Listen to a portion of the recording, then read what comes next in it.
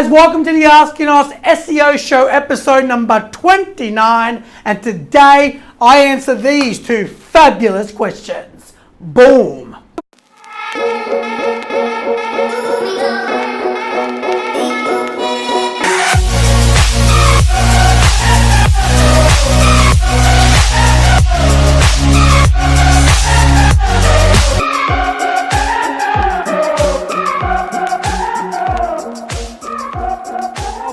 Thank you, C. You only expected one question to be answered. I'm going to answer two. All right, so first question is, how does building offline authority matter online? Isn't all SEO online? That's a fantastic question, because as I mentioned many times, and I've coined the phrase, what is smart for SEO is smart for business. And that could also be extrapolated to basically mean how you run your business in the real world. Let's call it the offline world. How you conduct the business, how you treat your customers, and many things can actually help you translate into an effective SEO strategy. So while SEO is a process that you can do online, and as I will talk about soon, how you conduct it, how you build relationships, how you treat your customers, all matter from an SEO point of view. So to answer that, number one, I'm putting down as a point, and there's many points, okay? Relationship building. Now, as a business, if you're a B2B, relationship building is absolutely critical. Offering something, building relationships through trust and credibility is mega important. But in terms of a business, a B2C, relationships matter as well, because you might have suppliers, you've got partners, you've got a lot of connections, but from the point of view of customers, that is a big deal in terms of online. Customers are going to leave Google reviews, right? Google's actually going to get information from you. If you buy a TV and the TV gets sort of, they buy it today, they don't get it for 2 weeks, there's no follow-up, you're going to get a negative review. That's going to look badly on your brand. And so when someone types into Google your business name, and what is the first thing they're going to look at? Your reviews, right? So how you conduct the business in the offline world, in the real world, matters a lot, especially with your customers. How you treat them, what they think about your brand. That will go on forums, right? And if someone says, I'm looking at getting a modem for my computer, blah, blah, blah, or I'm looking for a new LCD TV or a 4K TV, which one do you recommend, and where would be a great place to buy? One of your happy customers would go on and type in, why don't you buy a TV from XYZ? Here's a link to their TV's page. Now, that may not necessarily translate like forum link building. I'm not going to get into that, but it's not the best way to build links. But it will still drive traffic if it's a legitimate link, if it's on a legitimate page that is helpful, and your customers are going to be building your links for you if they've had a great experience with your brand. And so relationship building in B2B world works very similar. You might have a relationship with key, so I'm losing my voice because I've talked too long.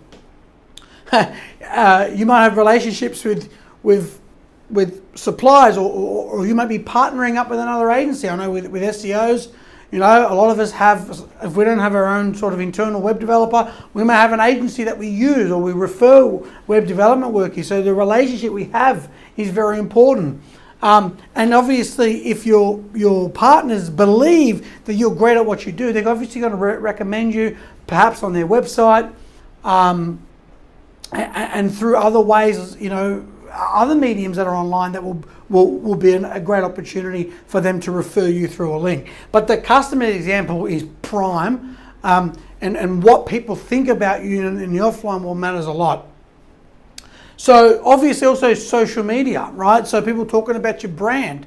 Obviously, if you've got a good brand name and you treat your customers really well, and you treat them with respect, and you deliver the products on time, if someone buying apples, they're not rotten, they're going to come on and they're going to build an audience. You're going to increase an audience. And so you're sharing more content.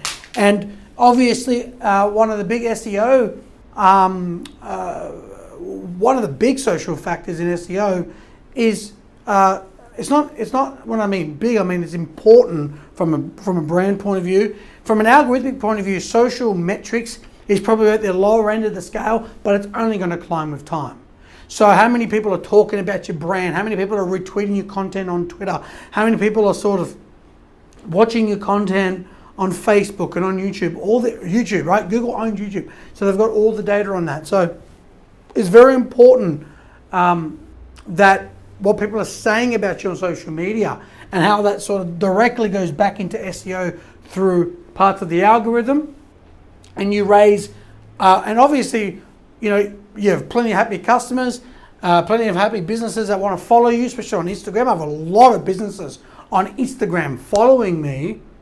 Now, from a business perspective, take SEO out.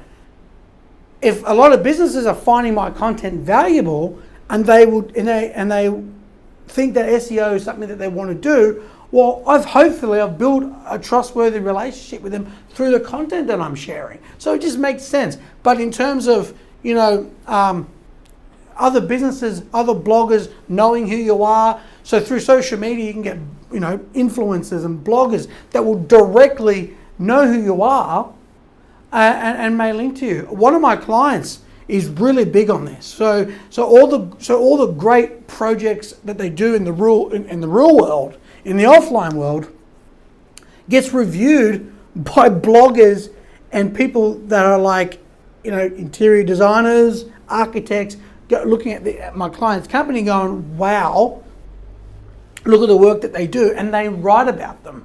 And I can't go into a big example that is like, we've got a mega link, we've got great referral traffic, it's a great brand awareness tool, it's great for SEO, and it's great for business, all through the work that we do and the relationships we've built. But all that is started offline, okay?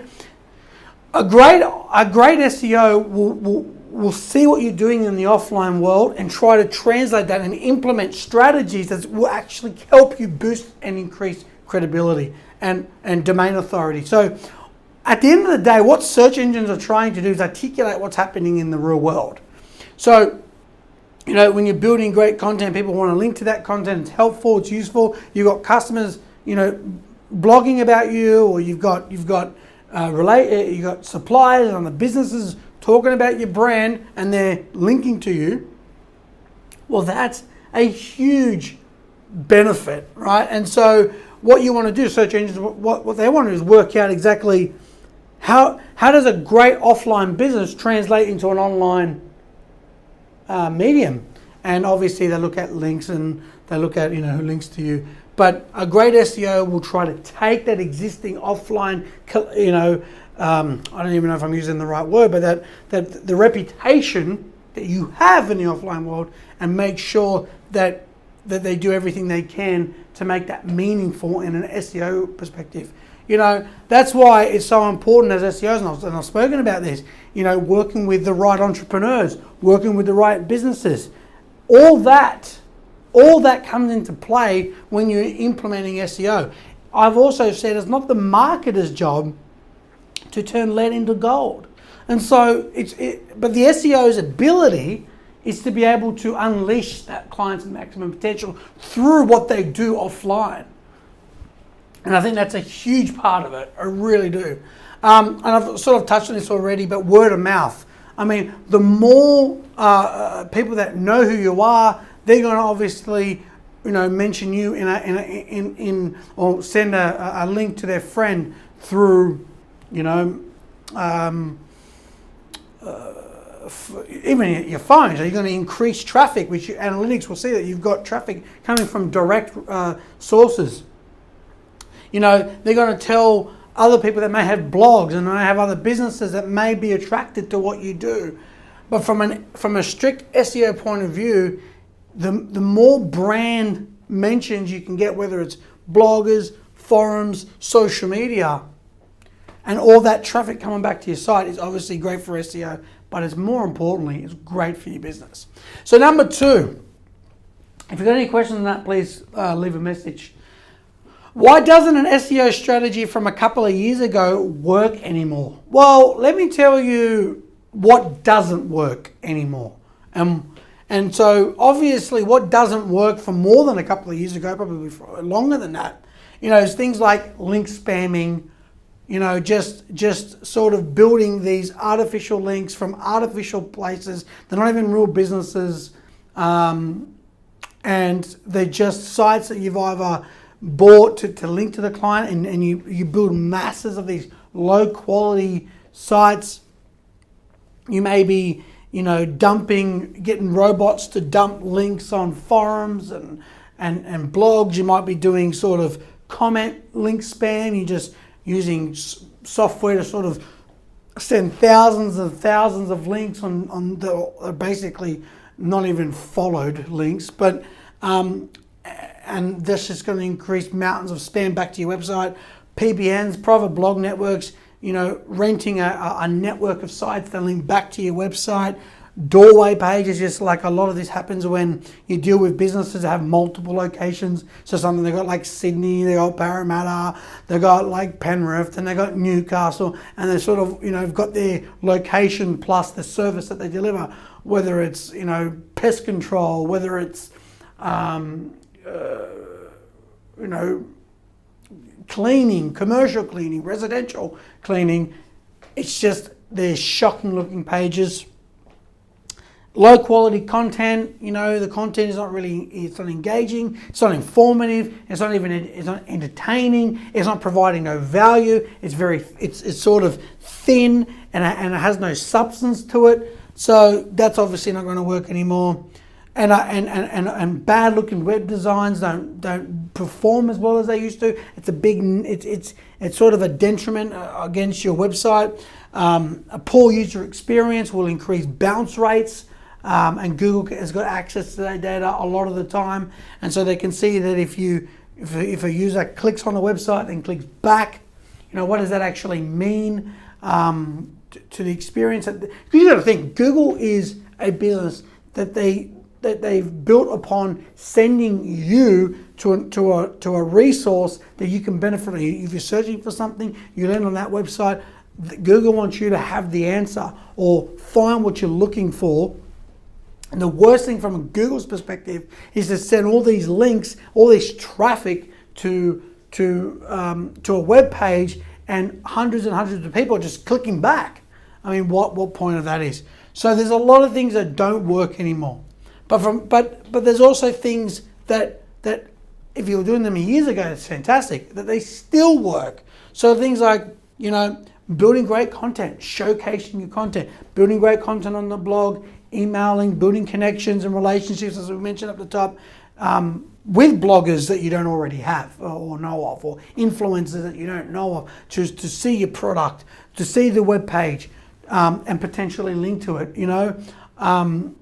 Building great content is finding, let's say you've got a piece of content that is from 2016 and now you want to write a 2019 version of it. So it's hugely important that you have content that is actually that is actually up to date, provides more facts, is more entertaining, the writing quality is better, and that's obviously, and you're actually doing an active effort to go out and promote that content, and obviously you're going to attract high quality links from relevant resources. If your main aim from years ago was to build links from relevant websites because they sent you relevant traffic, a lot of the time, we talk about relevant domain authority links, and we talk about the best links from an SEO point of view, but the best links are the ones that are going to send, they're not just on relevant sites, which makes sense for SEO, but what makes sense for business? Being a relevant site so it can send relevant traffic. So you can build links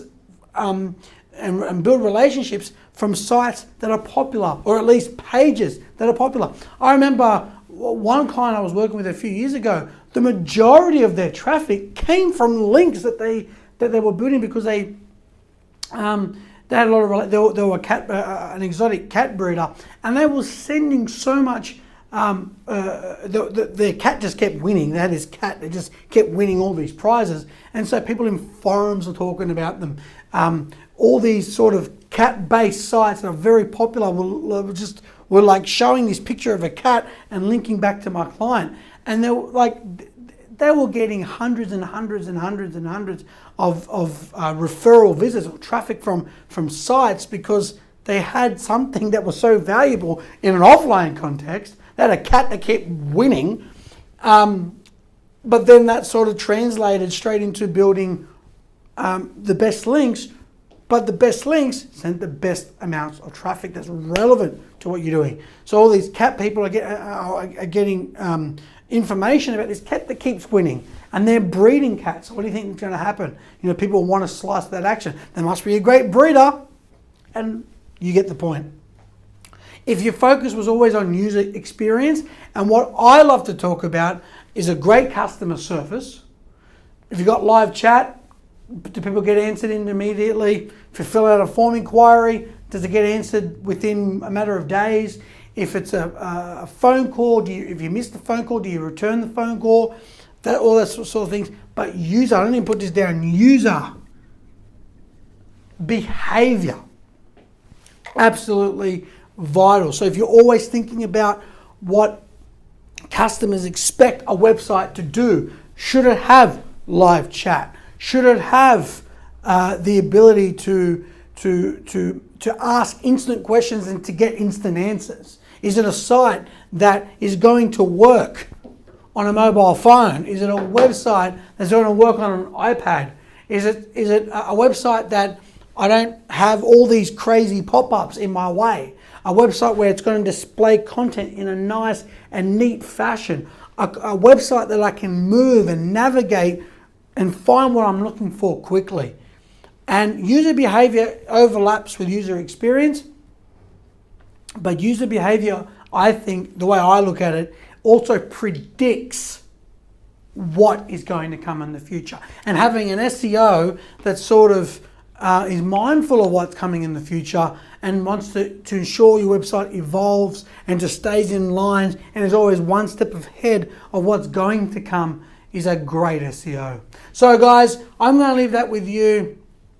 I didn't get to talk about restaurants and cafes, maybe next time, and how that applies. But guys, if you've got any questions, please let me know.